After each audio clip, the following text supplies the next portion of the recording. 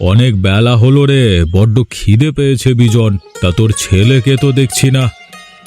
হ্যাঁ বাবু, এই তো খেতে দেব আপনাকে। তার কি আর ঠিক আছে? আজকে আবার সাপের 5 পা দেখেছে। হ্যাঁ, জন্মদিন বলে কথা। ঠিক আছে, তাকে আনন্দ করতে দে। তা কি রান্না করেছিস শুনি? অনেক দিনের ইচ্ছা ছিল বাবু, আপনাকে নিমন্ত্রণ করে খাওয়াবো। এই গ্রামে সম্মানীয় মানুষ বলতে আপনি আছেন, তাই আমি আমার ছেলের জন্মদিনে বিশেষ মাছের মাথার মুড়ির ঘন্ট বানিয়েছি। আহা, শুনেই তো জিভে জল চলে এলো। আবার আজকে স্বপ্ন পূরণ হচ্ছে। শুধু তোর একার স্বপ্ন পূরণ হচ্ছে না রে, আমিও আমার বড় বাড়িতে থাকতে থাকতে ক্লান্ত হয়ে পড়েছি। তোদের মতো মানুষের সাথে মিশে মাটির দাওয়ায় বসে খেতে আমারও মন চায়। দে দে বাবা, দে।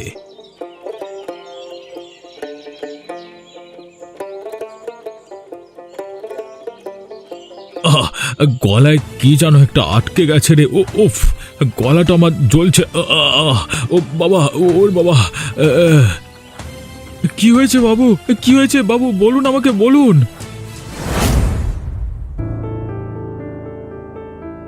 কিরে মাধব, লাশটার দিকে ওরকম হাঁ করে তাকিয়ে আছিস কেন? মরা কেটে কেটে চুল পাকিয়ে ফেললি, আর এই লাশটার মধ্যে এমন কি দেখলি? হ্যাঁ, এই রাখালদা, এ তো আরে হ্যাঁ হ্যাঁ, আমাদের গ্রামের হরিচরণ মাতব্বর।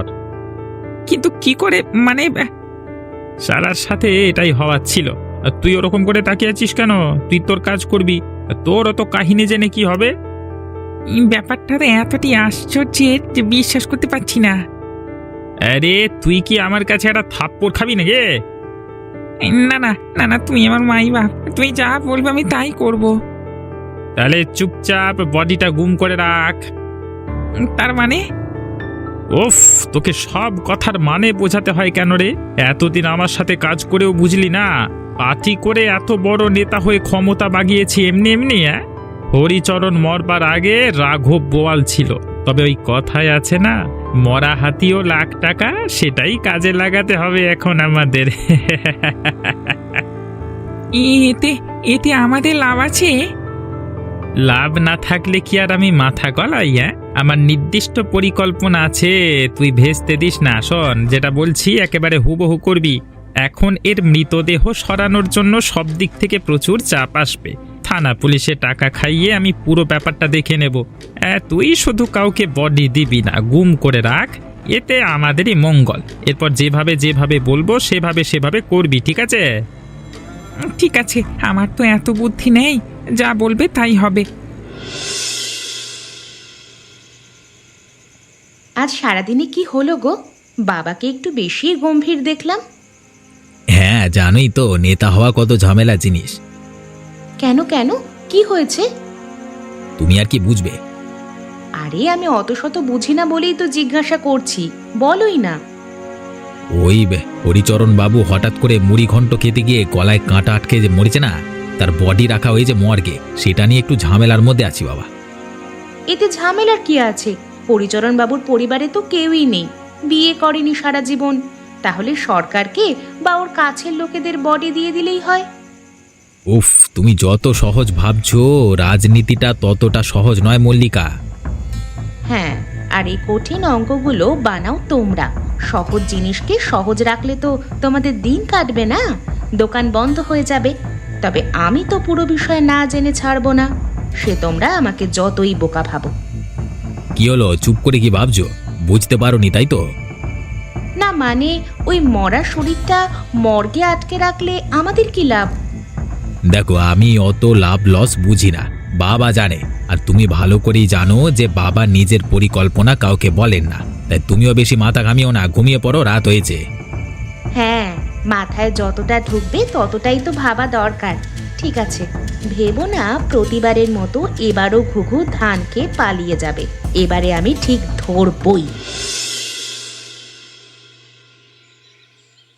আসুন আসুন, আপনারা আসুন। এই হচ্ছে সেই কালপ্রিট। আমাদের গ্রামের এত ভালো একটা মানুষকে নিজের বাড়িতে নেমন্তন্ন জানানোর জন্য, মানে নেমন্তন্ন জানানোর ছুতোয় পরিকল্পনা করে হত্যা করেছে এই শয়তান। এসব কি হচ্ছে? আমি তো কিছুই বুঝতে পারছি না। বুঝতে পারছিস না তো, এবার বুঝতে পারবি। এই চল চল, গারদে ঢুকিয়ে দুটো ডান্ডা দিলি সব বুঝে যাবি, চল। আমি কিছু করিনি, আপনারা ভুল করছেন। ভুল করিসনি? আরে রাখাল বর্মন কোনোদিন ভুল করেছে নাকি? না না, আমি কখনো এ কথা বলতে পারি না। আপনি আমাদের এলাকার এত বড় মানুষ। থাক থাক, আর তেল দিতে হবে না। তুই বল, তুই হরিচরণ বাবুকে বাড়িতে নেমন্তন্ন করিসনি? হ্যাঁ করেছিলাম, কিন্তু মানে আমার ছেলের জন্মদিন ছিল তাই। ছেলের জন্মদিন তাই গ্রামের আর কাউকে নেমন্তন্ন করলি না, আমাকেও নেমন্তন্ন করলি না, শুধু ওনাকে একাকে নেমন্তন্ন করলি। হ্যাঁ, আর তাছাড়া কি খাবার খেতে দিয়েছিলিস যে বাবু একেবারে মরে গেল? আমি তো শুধু মুড়ি ঘন্ট দিয়ে ভাত দিয়েছিলাম, তারপর কোথা দিয়ে যে কি হয়ে গেল। বাবুর গলায় হঠাৎ করে মনে হলো কাঁটা আটকে গেছে, দম বন্ধ হয়ে কেমন করতে করতে পড়ে গেল মাটিতে, কিছুই বুঝতে পারলাম না। এখন আর এত সতী সাজতে হবে না, তুই সবার কাছে ধার করে বেড়াস। ভালো মানুষ হরিচরণ বাবুর থেকেও তাই করেছিলিস। এখন যখন টাকা শোধ করবার সময় এসেছে তখন বুদ্ধি করে সরিয়ে দিলি লোকটাকে। হ্যাঁ কি স্যারেরা, খুনের কারণটা বুঝতে পারছেন তো? সব বুঝতে পেরেছি, চল আগে চল। বাবু, আমার ছোট ছেলে আছে, সে খেলতে গেছে, ঘরে ফিরে যখন দেখবে তার বাবা নেই অথবা জানতে পারবে সব কিছু, তখন সে আর বাঁচবে না বাবু। আপনাদের ভুল হচ্ছে বাবু, ভরসা করুন, আমার কথা বিশ্বাস করুন বাবু। তোর মতো চামারকে বিশ্বাস করা যায় না, চল শয়তান। কোথায় যাচ্ছ? কেন দেখতে পাচ্ছ না? লাশ ঘরের ভিতরে যাচ্ছি। এইখানে বাইরে লোকেদের যাওয়া মানা। আমি কে তুমি জানো না? তুমি যে রাখাল বাবুর বৌমা সেটা আমি জানি, তবে তোমার থেকে বাবুর হুকুম আমার কাছে বেশি দামি, তাই বাবুর আদেশ আমাকে পালন করতেই হবে। আচ্ছা, তোমার বাবু এমন আদেশ কেন দিয়েছে? সে কথা বাবুই বলতে পারবেন, শুধু তুমি চলে যাও এখান থেকে, না হলে কিন্তু ঝামেলা হয়ে যাবে। আমি হরিচরণ বাবুকে একবার শেষ চোখের দেখা দেখতে চাই। লাশ কেটে পরীক্ষা করে আবার সেলাই করে দেওয়া হয়েছে, এখন দেখার মতো আর কিছু নেই। শয়তান নিশ্চয়ই মিথ্যা কথা বলছে, এত তাড়াতাড়ি লাশ কাটা হয়নি নিশ্চিত। বললাম তো চলে যেতে। তোমরা যে এই লাশ ঘরের আড়ালে কত কাণ্ড করছো, সেগুলো যখন সবাই জানতে পারবে তখন তোমাদেরই পিঠ বাদাম হবে। অত ভাবতে হবে না, আমরা আমাদের ভাবনাটা ভেবে নেব। যাও বলছি, না হলে কিন্তু আমি বাইরের লোকেদের সাথে যা করতাম তোমার সাথেও তাই করব, পুলিশে খবর দেবো বলে দিলাম। এক পকেটে টাকা আর এক পকেটে ক্ষমতা থাকলে অনেক কিছুই করা যায়। তুমি আর তোমার রাখাল বাবু দুজনে একেবারে ধ্বংসের শেষ সীমা পর্যন্ত নেমে গেছো, তবে সময় আসবেই যেদিন তোমরা উচিত ফল পাবে। 1400।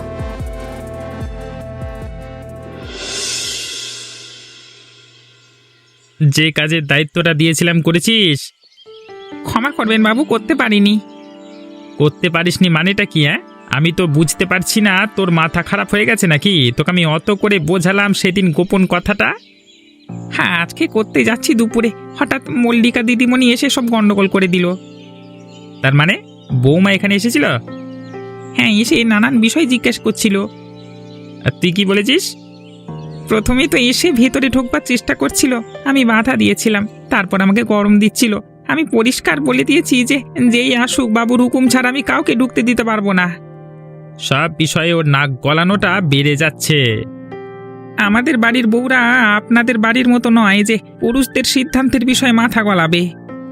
শিক্ষিত মেয়েকে ঘরের বৌমা করে আনবার এটাই জ্বালা। আমি দেখাচ্ছি মজা, ওর গোয়েন্দাগিরি আমি বার করব। শোন শোন, তুই তোর কাজ কর, আর কেউ তোকে বিরক্ত করবে না, কিন্তু এর পর যদি কাজ না হয় তাহলে কিন্তু তোর কপালে ভয়ানক দুঃখ আছে। ঠিক আছে বাবু, আমি কাজে হাত লাগাচ্ছি।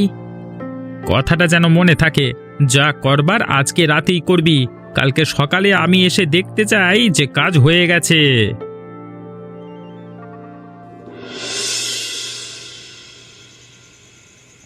এই অমিতাভ, তোর বউকে সামলে রাখতে পারিস না? কোথায় তোর বউ? কেন, কি হয়েছে বাবা? আগে ওকে ডাক, তারপর আমি বলছি সব। মল্লিকা, শুনে যাও তো, বাবা ডাকছে তোমাকে। কি হয়েছে বাবা? নিজের লম্বা নাকটা সব জায়গায় না ঢোকালি নয়। আপনি কি বলছেন আমি তো কিছুই বুঝতে পারছি না। তুমি ঘরের বউ হয়ে লাশ কাটা ঘরে গিয়েছিলে কি করতে? না মানে আপনি ভুল ভাবছেন, আসলে গ্রামের একজন এত বড় মানুষ মারা গেল তো তাই। তাতে তোমার কি? তোমার যদি কিছু জানানোর থাকতো তাহলে আমাকে জানাতে, তোমার স্বামীকে জানাতে। তোমার সেখানে পা বাড়িয়ে যাওয়ার সাহস কোত্থেকে এসেছে? তুমি সেদিন রাতে আমাকে জিজ্ঞেস করে তোমার হয়নি, আবার ওখানে গিয়েছিলে? কেন গিয়েছিলে তুমি? আমি কোনো উদ্দেশ্য নিয়ে যাইনি, এমনিই গিয়েছিলাম বাবাকে খুঁজতে। এতদিন তো কোনো দিন আমার খোঁজের প্রয়োজন মনে করো না তুমি, আজকে হঠাৎ? আসলে আপনার শরীরটা কিছুদিন হলো ভালো যাচ্ছে না তো তাই। সে কথা তোমাকে ভাবতে হবে না। এই অমিতাভ, শুনে রাখ, আজকে থেকে তোর বউয়ের এই ঘর থেকে বেরোনো বন্ধ। কিন্তু বাবা। কোনো কিন্তু নয়। এ বাড়ির বাইরে যদি তোমাকে পা দিতে দেখেছি তাহলে আমার একদিন কি তোমার একদিন। যদি আমাকে না জানিয়ে বাড়ির বাইরে পা রেখেছো একটাও, তাহলে আমি তোমাকে সারা জীবনের জন্য এখান থেকে তাড়াবো, কথাটা মনে রেখো। তার মানে মাধবের সাথে পুরো পরিকল্পনাটাই হয়ে গেছে। নিশ্চয়ই যা হওয়ার আজ রাতেই হবে। এদিকে আমাকে ঘরের মধ্যে বন্দি করলো, কতক্ষণ বন্দি করে রাখবে তোমরা? আজ যে করেই হোক আমাকে জানতেই হবে সবকিছু। তোমরা আদেশ দিয়ে ঘুমিয়ে তো পড়লে, কিন্তু আমি যে এত সহজে হেরে যাওয়ার মেয়ে নই।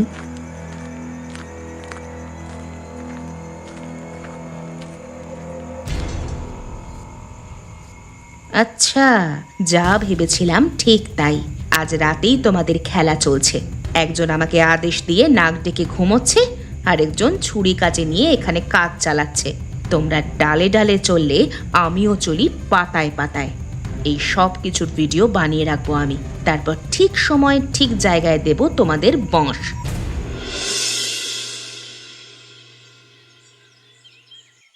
কি বড় সাহেব, শুধু পুলিশের উঁচু চেয়ারে বসে থাকতেই হবে? কাজটাও তো কিছু করতে হবে উঁচুতে, তাই না? আপনাদের দয়ায় সেই চেষ্টা করছি আর কি। শোনো রবীন্দ্র, এখন আর কোনো অজুহাত দিলে চলবে না। এই হরিচরণ বাবুর মৃত্যুর অনেক দিন হয়ে গেছে, এখনো পর্যন্ত শয়তানটার কোনো শাস্তি হলো না কেন? বেটা কিছুতেই মানছে না, যত জেরা করছি ততই বলছে সে করেনি। এমনকি তার সাথে কথা বলে এটাও মনে হয়েছে যে তার কাছে যথেষ্ট যুক্তি আছে। ওরকম ঠান্ডা মাথার খুনিদের কাছে অনেক রকমের যুক্তি থাকে, তোমাকে সেসব কানে নিলে চলবে না। মানে একটু হ্যাঁ, বুঝতে পেরেছি, তোমার নোট চাই তাই তো? বুঝতেই তো পারছেন এখন শীতকাল, পকেট গরম না হলে কোনো কাজ ঠিক করে মনতে চায় না, মন থেকে করতে চায় না। এতে যা আছে তুমি সারা জীবনে এত রোজগার করতে পারবে না এই পুলিশের চাকরি করে। সবই আপনাদের দয়া। এবার যাও যাও, বিজন বেটাকে পিটিয়ে ওর বাপের নামটি ভুলিয়ে দাও দেখি, দেখবে বাপ বাপ করে স্বীকার করবে সবকিছু। হ্যাঁ, আপনি সে বিষয়ে কোনো চিন্তা করবেন না। আর শুধু তাই নয়, যদি ওই শয়তানকে দিয়ে সবকিছু স্বীকার করিয়ে ওকে শাস্তি দিতে পারো, তাহলে আমি সরকারকে বলে তোমাকে আরো উঁচু পোস্টে পদোন্নতি করাবো। আর শুধু তাই নয়, গ্রামের একজন সম্ভ্রান্ত মানুষকে খুন করবার অপরাধীকে শাস্তি দেওয়ার মূল্য হিসেবে তোমার গ্রামে সবার সামনে সংবর্ধনা সম্মান দেওয়া হবে। তাহলে ধরে নিন বাবু, আজকে রাতেই সবকিছু স্বীকার করবে শয়তান। এবার ওর খেলা শেষ। ঠিক আছে, আমি গেলাম, আমার কাছে যেন খবর পৌঁছে যায়।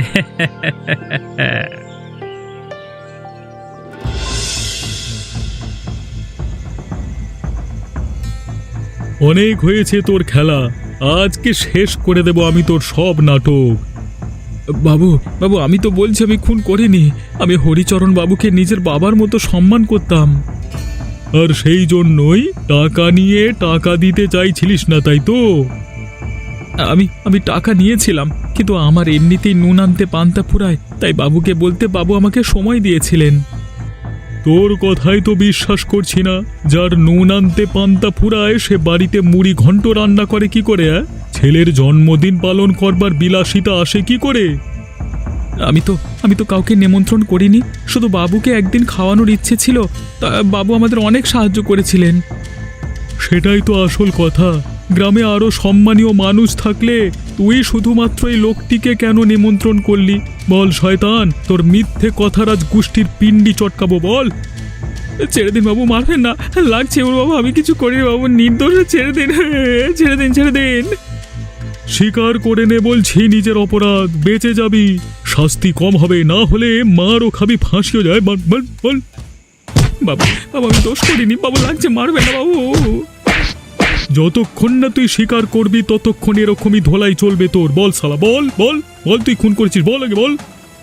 খুন করিনি বাবু, যে দোষ করিনি সে দোষ আপনি আমাকে মেরে ফেললেও স্বীকার করবো না বাবু, স্বীকার করবো না। শালা তোকে মারতে মারতে হাঁপিয়ে গেলাম রে। দাঁড়া দাঁড়া, আবার আসছি, দাঁড়া একটু চা খেয়ে আসি। আচ্ছা তুমি কেন এরকম করো বলো তো? দেখলে তো বাবা কেমন রাগ করে তোমার বাড়ি থেকে বেরোনো বন্ধ করে দিল। তোমাকে কেউ কিছু বললে আমার কষ্ট হয়, কিন্তু তুমি এমন কাজ করো যে আমি কিছু করতেও পারি না। তুমি কিছু করার মতো মানুষ হলে তবে তো করবে। কি হলো কিছু বলো। আচ্ছা, শহরের মিউজিয়ামের কিছুদিন আগে একটা হিরে চুরি হয়েছিল, খবরটা তো আমরা সবাই শুনেছিলাম। হিরেটার কি হলো জানো? হ্যাঁ শুনে তো ছিলাম, বড় বড় রাজনৈতিক নেতাদের নাম তার মধ্যে জড়িয়ে আছে, কিন্তু হঠাৎ তুমি সেটা নিয়ে পড়লে কেন আবার? মনে হচ্ছিল তাই জিজ্ঞাসা করলাম। আচ্ছা, ওটা কি বাবার কাছে কোনো রকমে থাকা সম্ভব? কি বলছো কি তুমি? দিন দিন কি তোমার মাথা খারাপ হয়ে যাচ্ছে? বাবার কাছে কি করে থাকবে? আর তুমি বাবাকে এরকম ভাবলে কি করে? না ঠিক আছে, তুমি বুঝবে না, আর এমনি জিজ্ঞেস করছিলাম, কারণ বাবাও তো বেশ বড় নেতা, তাই। বাবা কোনো দিন কোনো খারাপ কাজ করেনি, আর কোনো খারাপ কাজে থাকবেও না। তোমার মতো ভালো তো সবাই নাও হতে পারে। তুমি বাবাকে এরকম কেন ভাবো আমি বুঝতে পারি না। সব যদি তুমিই বুঝতে, তাহলে তো আমাকে আর এত কষ্ট করতে হতো না। তবে যে করেই হোক ন্যায় বিচার আমি আনবই। এই সমস্ত ঘটনার পিছনে যে বড় চক্রান্তটা আছে সেটার পর্দা আমাকে ফাঁস করতেই হবে, আর সেটার মুখোমুখি দাঁড়িয়ে আছি আমি। এসব ভুলভাল ভাবনা তুমি ছাড়ো, চলো ঘুমিয়ে পড়ি, অনেক রাত হয়েছে। না হলে এসব ভাবতে ভাবতে তুমি পাগল হয়ে যাবে। যত সব নাটক। কি রতীন্দ্র বাবু, আজকাল বড্ড ব্যস্ত মনে হচ্ছে। আরে ম্যাডাম, আসুন আসুন আসুন, তা একটু ব্যস্ত থাকতে হচ্ছে আপনার শ্বশুর মশাইয়ের জন্য। হ্যাঁ, বড় কাজের দায়িত্ব দিয়েছেন নিশ্চয়ই। খুব বড় কাজ, গ্রামে এত বড় একজন মানুষ খুন হয়ে গেলেন।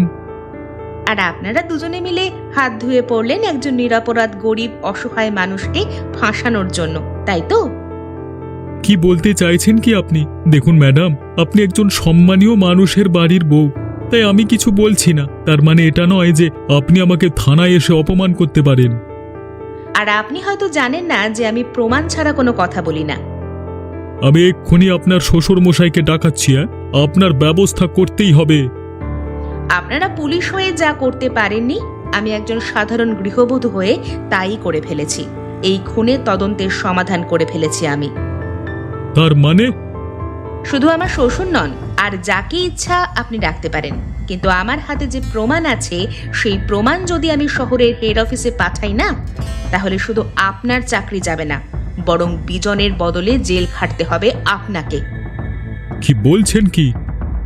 আমি জানি মোটা টাকা ঘুষ খেয়েছেন আপনি। ভালোই ভালোই টাকা ফেরত দিয়ে নিজে ভালো হয়ে যান, না হলে সব কেসগুলোয় একসাথে ফাঁসাবো আপনাকে। আমাকে ক্ষমা করে দিন, টাকার লোভে আমি ভুলে গিয়েছিলাম আমার কর্তব্য। এক্ষুনি আমি যাচ্ছি। তোরা চলো সবাই লাশ ঘরে, আজকে সব পরিষ্কার হয়ে যাবে, চলো।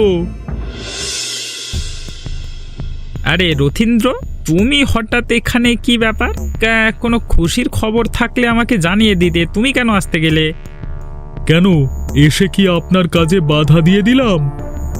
তার মানে? এই তোমরা ধরো শালাকে। এই ছোট লোকগিরিটা কি করা দরকার? হ্যাঁ, তুমি ভুলে যেও না রথীন্দ্র যে আমি তোমাকে মোটা টাকা দিয়েছিলাম। সেই টাকা আমি সঠিক সময়ে আপনার বাড়িতে পৌঁছে দিয়েছি, আপনার বৌমার হাত দিয়ে। তোমার এখানে আসবার সাহস কি করে হয়? তোর এত বড় সাহস! আমি হাত জোর করছি, আমি এসবের কিচ্ছু জানি না। হ্যাঁ, আমাকে হুমকি দিয়ে রাখাল বাবু এমনটা করিয়েছেন। এবার সত্যি কথা বল শয়তান, খুনটা কিভাবে হলো বল শয়তান, বল। বাবা রে, ওরে বাবা, ও লাগছে ওরে বাবা। গলায় কাঁটা আটকে কেউ কোনোদিন এরকম ভাবে মরতে পারে না। আরে মেরো না, মেরুন, আমি বলছি আমি জানতাম ওই হরিচরণকে নেমন্তন্ন করেছে বিজন, তাই ও মাছ কিনবে, তাই আগে থেকে ওটাতে বিষ মিশিয়ে রেখেছিলাম বাজারে মাছওয়ালাকে বলে। আর তারপর সেই মাছ খেয়ে হরিচরণ বাবু মারা গেল, আর তুমি সবাইকে রটিয়ে দিলে যে বিজন ওর ছেলের জন্মদিনে মাছের মাথার মুড়িঘণ্ট খাওয়ানোর নাম করে হত্যা করেছে বাবুকে। হ্যাঁ শয়তান, চল চল, তোর একদিন কি আমার একদিন, তোকে ফাঁসি কাঠে না ঝুলিয়ে আমি ছাড়বো না, চল। বাবা, তুমি এরকমটা করবে আমি কোনোদিন ভাবতেও পারিনি। আমি বোকা হতে পারি, তবে তোমার মতো শয়তান নই। আমাদের সব সম্মান তুমি শেষ করে দিলে। মল্লিকার, তুমি আমার বোনের মতো আমাকে বাঁচালে। সারা জীবন আমি তোমার প্রতি কৃতজ্ঞ থাকবো গো।